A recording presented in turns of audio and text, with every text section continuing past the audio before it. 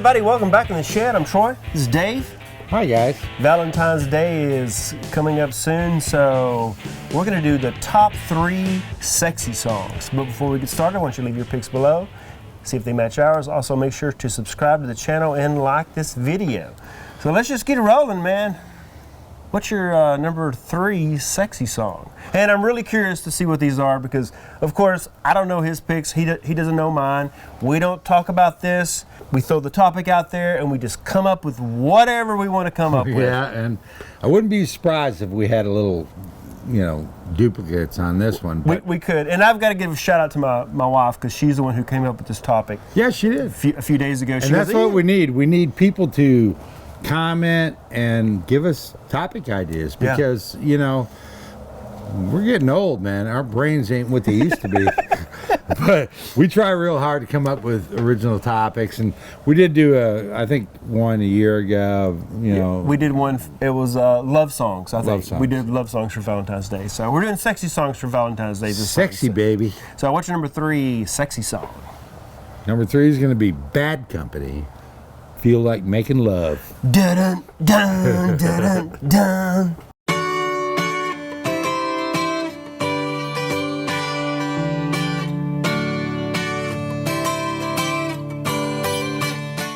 That song came out on Bad Company's really great Straight Shooter album, which came out in 1975. Baby, when I think about you, I think about love. I was really a huge Bad Company fan back in the 70s. I'm a lot older than Troy, so that hit my wheelhouse like when I was in high school. I bought Bad Company, and of course I bought Straight Shooter, and then I bought Run with the Pack. But I bought those first 4 Bad Company albums, and they were releasing them every year, like a lot of bands were doing. I had a little era of getting into Bad Company. I love Bad Company too. I think I had a greatest hits that had all the great Bad Company songs from the 70s, and I was a huge fan of Bad Company in my. They had so many great songs and great albums, and they've never been nominated even for Rock and Roll Hall of Fame. I didn't even know that. That's a shame. Crime. Yeah. Paul Rogers, who's obviously a singer and rhythm guitarist in the band, he actually had been working on that song for a while, and he had it in his back pocket when he was with the band called Free. All right now, baby, it's all right now. But he, after Bad Company formed and he'd still been sitting on that song, he played it for Mick Ralphs, and Mick Ralphs took it and, changed it and made it really just a great song with great little intro, and then had these really killer, power chords that Mick Ralphs had. Yeah. Feel like making love.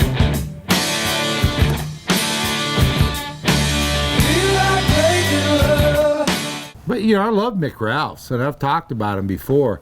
He wasn't a flashy guy. He was just a guy that had these really cool chords and really cool, tasteful lead guitar. And that song really kind of starts out slow, but at the end, it's a jam and rocking song, man.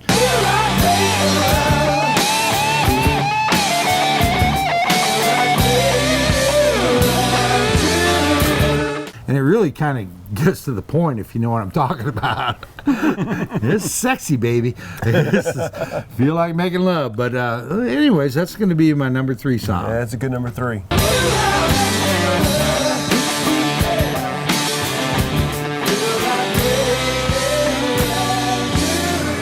So my number 3 is Whitesnake, Here I Go Again. I don't know where I'm going, but I sure know where I've been. So it's not necessarily the song that makes it so sexy, it's the music video. Tawny Katane. Tawny Katane riding and doing cartwheels on a couple of Jaguars, Yeah, she's on the hood of the car. Yeah.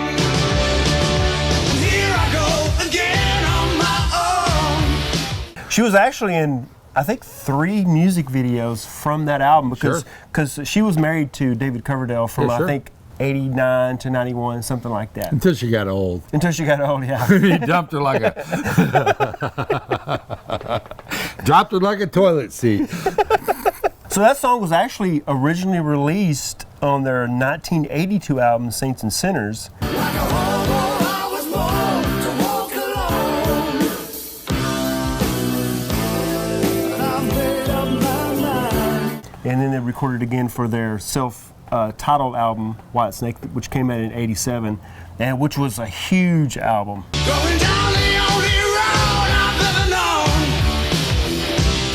What's funny is there's also a radio edit version that's not as heavy and has more keyboard, and the rhythm part in the chorus is not as heavy. And here I go again on my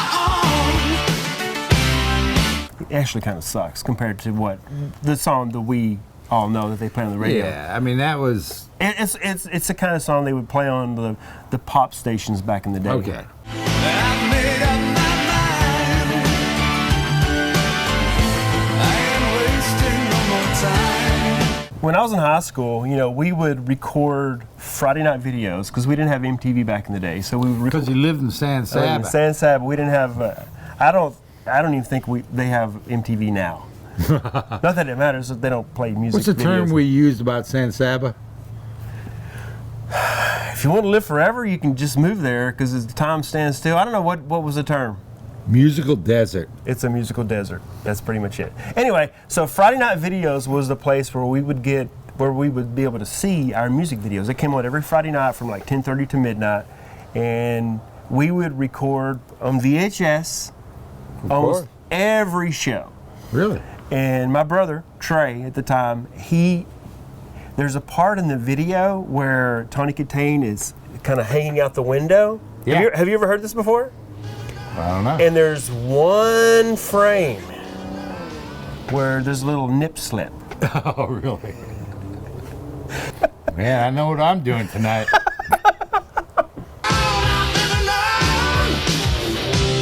Yeah, she was a hot chick. It's a little blurry because, Yeah, of course, we're looking at video from 35 Yeah, years that ago or was whatever. that was a pretty huge video. Yeah, Back in the I mean, MTV days. like I said, she was on 3 of their videos from that album, always dancing or whatever, playing the love interest to David Coverdale.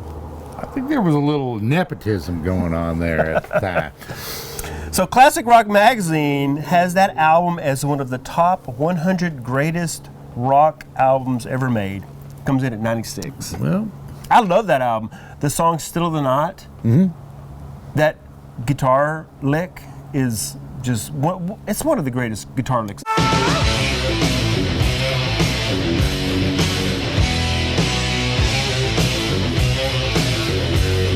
Anyway, that's my number 3. What's your number 2?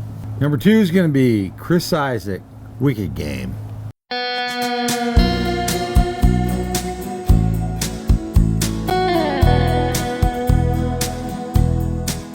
I love that song. I mean, it's such a cool song. It came out on Chris's Heart-Shaped World album in 1989, I guess it was. I never dreamed that I'd meet somebody like you. But it didn't really take off until it was featured in David Lynch's movie, and David just died, Wild at Heart movie in 1990. No, I don't wanna fall in love. I think the song's a masterpiece. It really has, this really cool kind of tremolo guitar. It's just a cool song. And Chris Isaak's vocals are just so great, so evocative, So sexy. sexy. Yeah. And he's a sexy man. Yeah, it's a pretty sexy man. Yeah. But his voice, he always kind of reminded me of like Roy Orbison. Yeah. When he's got that kind of tenor to him, And man, I mean, he sings beautifully, and the guitar. It's really kind of a moody, evocative, whatever kind of song. Yeah. And there wasn't really anything that sounded like that. What a wicked game to play to make me feel this way. Maybe, look at this. It does sound a little bit like Roy, but Roy didn't write songs like that. Yeah. Roy wasn't known necessarily to write sexy songs because he wasn't that sexy of a man. He was not a sexy man. I don't know. If he took off his glasses. You never know. Yeah, you never know. Yeah. Who knows? He might have been sexy. But if you want sexy, you know, that song definitely checks the box when you watch the video. What a wicked thing to do, to make me dream of you. Because the video was shot by Herb Ritz. Herb Ritz is a famous fashion photographer, and he'd shot everybody. You know, Herb Ritz shot it, and it featured Chris Isaak and this model, Helena Christensen. Yeah. She was a very smoking hot gal back in the day, and it's all kind of like making out on the beach and all that kind of stuff. Yeah. She's topless, I think, the whole video, but the camera angles hide that, you know. There's no nip slips on that one. But anyways, I love that song. It's a great song. It's a beautiful song. It's a sexy song. And to this day, I could listen to it tonight and still enjoy the heck out of it. But that's going to be my number 2. That's a great number 2. And I hate to say it, but I need another beer break. All right, let's get a beer. All right, well, my number 2 is Prince, Darling Nikki. Oh, we know about that song. I knew a girl named Nikki. I guess you could say she was a sex fiend. So it came out on Prince's 6th album, Purple Rain, which was Prince's, biggest album of all time. Sure. I met her in a hotel lobby, masturbating with a magazine. So even though the song was not a single, it gained notoriety because of Tipper Gore and the whole PMRC thing back in the day. They brought attention to the song. It was the reason Tipper Gore even started the PMRC, because she caught her daughter listening to that song. No shit. Yeah. So because her daughter listened to that song, she's like, I'm going to start the PMRC. And if you don't know what the PMRC is, it's the Parents Music Resource Center. I think it's what it stands for. And it was an organization in the 80s that went after these artists that would put out these songs like Darling Nikki, anything dirty, nasty, anything that might influence the kids to do something they shouldn't do, I guess. Well, the PMRC had this list. Yeah. And it was called the Filthy 15. Yeah. And they flagged 15 songs. A lot of them were hair metal songs or satanic songs or whatever they were. But the number 1 song on the Filthy 15 was Darling Nikki. Exactly.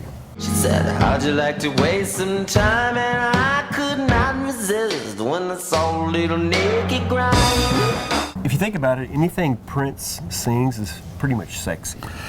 He is a sexy guy. And, he had the album Love Sex. Here's the thing about Prince.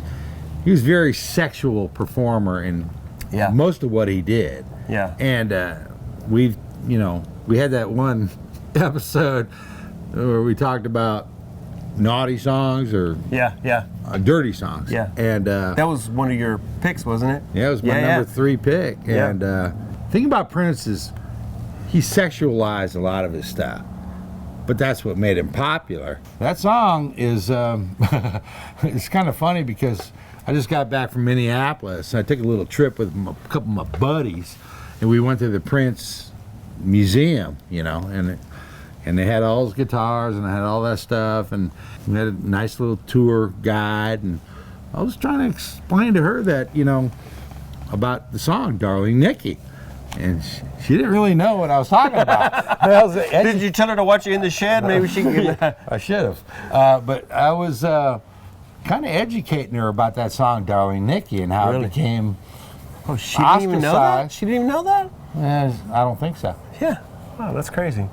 Sometimes you know more than the people you're hanging out with. Yeah. Well, you would think if somebody's giving a tour of a musician and their memorabilia that they would know a little bit more. She knew a lot about a lot, yeah, but she didn't know specifically about that song, and I kind of brought her up to speed. Yeah.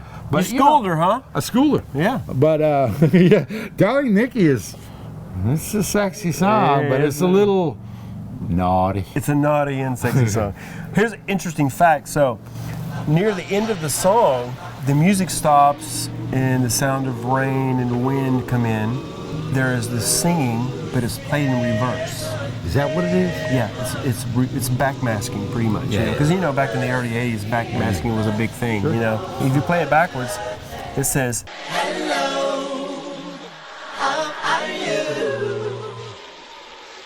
Fine, fine, 'cause I know that the Lord is coming soon. Wow. "Yeah, I don't." That's all. Yeah. Prince was, I think, a devout Jehovah's, Yeah, I think so too. Yeah. and which is ironic considering that he, died of a drug overdose. But that was because he was in a lot of pain. And he had a lot of stuff going on. But yeah, Darling Nikki's definitely out there, and I explained a lot of stuff about that song in our previous episode. About he played all the instruments, and he's He was a talented guy, a for master sure. musician. But good one. Good one. All right, well, that's my number 2. What's your number 1? Well, my number 1 is going to be Marvin Gaye. Let's get it on. Let's get it on. Let's get it on. Marvin Gaye released a song off his classic album by the same name in 1973. We're all sensitive people with so much to give. Understand me, sugar.